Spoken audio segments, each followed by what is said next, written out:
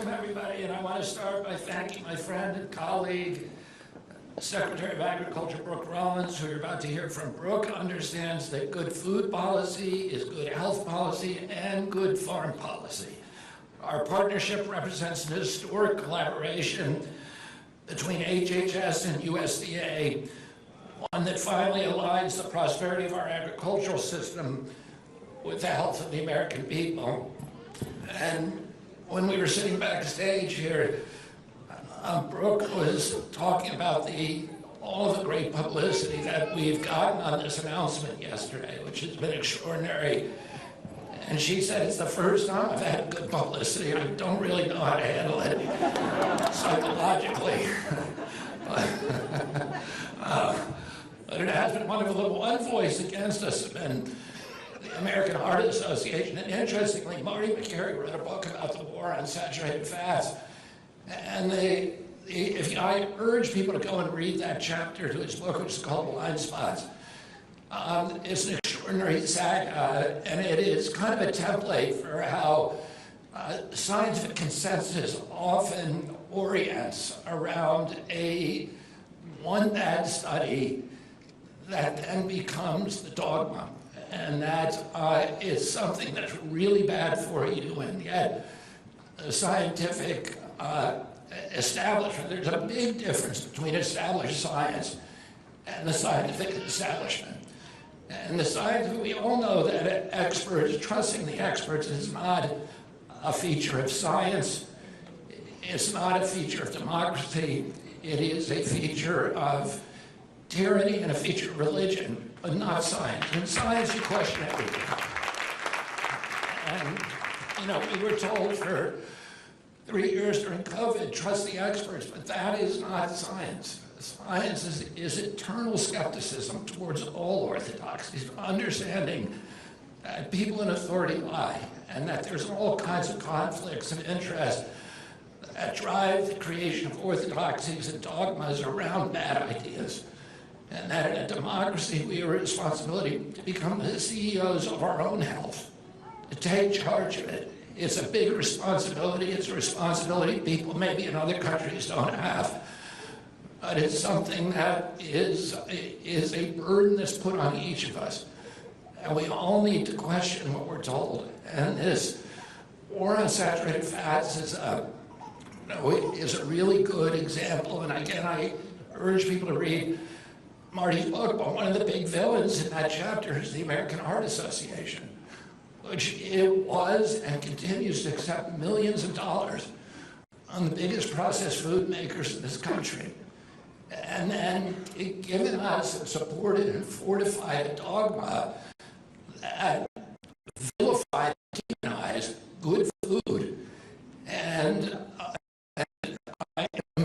implicit and bolstered the economics and mercantile conditions of the processed food makers that were providing its funding. And these are the conflicts of interest that all of us, Marty and Jay, us and everybody in this agency came in to end those conflicts and to expose them. And it's important that the American people know that sometimes they're getting medical advice from people who have an economic stake in that advice. And we have a responsibility to question that. I'm also grateful for all the people attending today, including FDA Administrator Kelly Loeffler, National Advisor for Nutrition, Health, and Housing, Dr. Ben Carson, USDA Secretary of Agriculture, Stephen Vaden, member of the Maha Caucus, Senator Ron Johnson, a huge advocate for us, and Chairman of the House Committee on Agriculture, Glenn Thompson, Senate Maha Caucus Chair, Senator Roger Marshall, another great friend and advocate, House Caucus Chairs, Republican Lloyd Smucker, and Ferd Buchanan, Chairman of the Republican Policy Committee, Representative Kevin Hearn, Chairman of the Republican Study Committee, Representative August Pfluger, Chairman of the House Appropriations Subcommittee on Agriculture, Andy Harris, and Representative Nick Langworth, and the many executives of the food companies and major associations who are here with us today.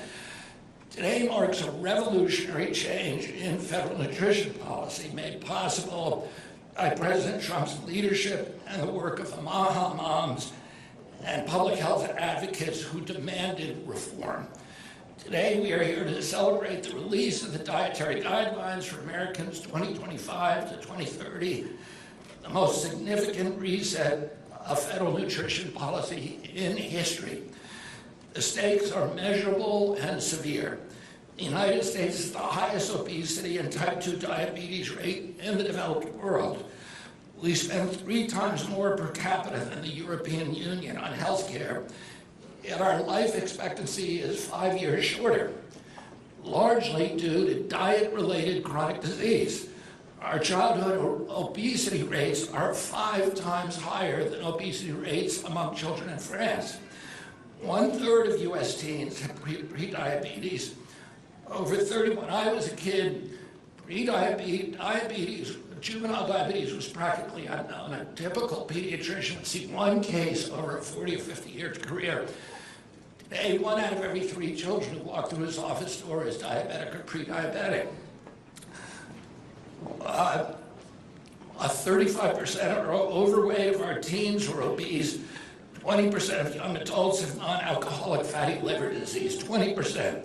77% of military-age children cannot qualify for military service because of diet-related chronic disease.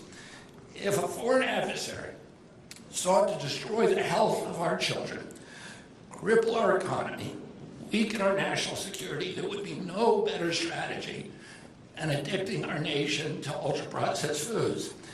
It's shocking that our own government helped to drive the cataclysmic changes in our diet.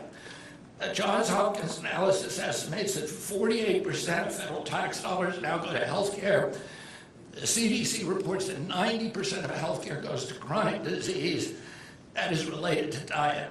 That means that more than 40 cents of every dollar collected in taxes is going to treat diet-related chronic disease. If the United States reduced obesity and type 2 diabetes and heart disease and Alzheimer's to the level that the Japanese have achieved, we would save $600 billion a year, about 50% of Medicare's projected long-term deficit, or $5,000 per family per year. Current policy worsens the problems. 42 million Americans rely on the SNAP, where common purchases include sugary drinks, candy, and chips. 78% of SNAP recipients are enrolled in Medicaid, and 90% of Medicaid cost goes to chronic disease.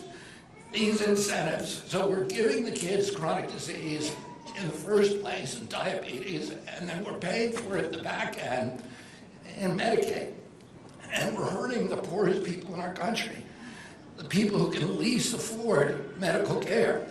The damage is real and it's preventable. President Trump has ordered it to end. The dietary guidelines rest on 3 pillars: protein, healthy fats, vegetables and fruits, and whole grains. These guidelines replace the corporate-driven assumptions with common sense, gold standard scientific integrity. These new guidelines will revolutionize our nation's food culture and make America healthy again. For decades, Americans have grown sicker while healthcare costs have soared. The reason is clear. Our government has been lying to us to protect corporate profit-taking, telling us that these food-like substances were beneficial to our health. Federal policy promoted and subsidized highly processed food and refined carbohydrates and turned a blind eye to the cataclysmic consequences. Today, the lies stop. The new guidelines recognize that whole, nutrient-dense food is the most effective path to better health and to lowering healthcare costs. Protein and healthy fats are essential today, and today we end the 65-year-old war on saturated fats. Diets rich in vegetables and fruit reduce the risk of disease much more effectively than medical interventions or pharmaceutical interventions. Whole grains outperform refined carbohydrates. Added sugar, especially sugar-sweetened beverages, drive metabolic disease epidemic in our country. And today, our government declares war on added sugar. Highly processed foods.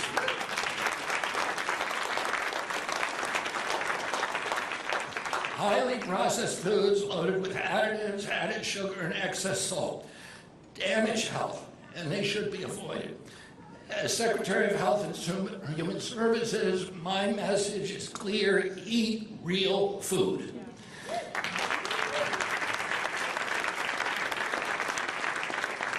If it doesn't come from the ground with water or the air, don't eat it. If it comes wrapped in a package that is clear that the whole thing is a package, don't eat it.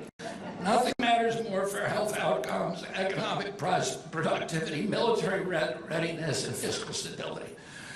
The first time the guidelines directly address ultra-processed food and set firm sugar limits in federal procurements, driving significant reduction in added sugar in school meals.